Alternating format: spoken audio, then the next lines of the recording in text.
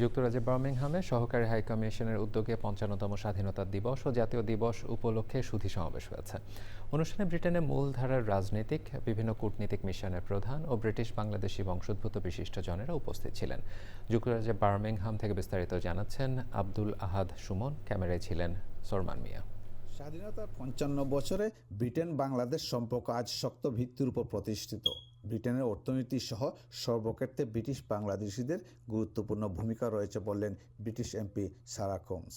There is very strong relations between Bangladesh and the United Kingdom.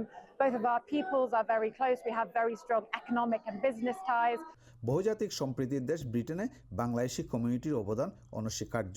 ৫৫তম মহান স্বাধীনতা দিবস ও জাতীয় দিবসে বাংলাদেশিদের শুভেচ্ছা জানিয়েছেন West Midlands police and crime commissioner Simon Foster. But we are not only here to celebrate that auspicious day, we're also here to acknowledge and celebrate the significant contribution that the British Bangladeshi community makes, not only to Birmingham, not only to the West Midlands, but our country as a whole.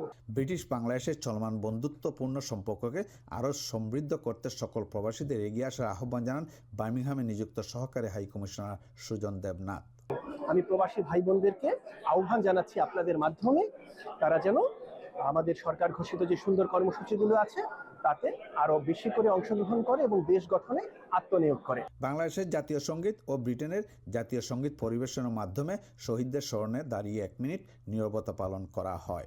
মিশনের প্রথম সচিব হামিদা খাতুনের সঞ্চালনায় অনুষ্ঠানে প্রধান অতিথি ছিলেন Lord lieutenant Derrick Anderson. বিশেষ অতিথি হিসেবে উপস্থিত ছিলেন British MP barrister Ayoub Khan, Birmingham city কাউন্সিলের lord mayor councillor Jafar Iqbal, Solihull কাউন্সিলের মেয়র কাউন্সিলর অ্যান্ডি ম্যাকেঞ্জি, বিভিন্ন কাউন্সিলর সহ কমিউনিটি বিশিষ্ট ব্যক্তিবর্গ। যুক্তরাজ্যের বার্মিংহাম থেকে আব্দুল আহাদ সুমন, চ্যানেল আই।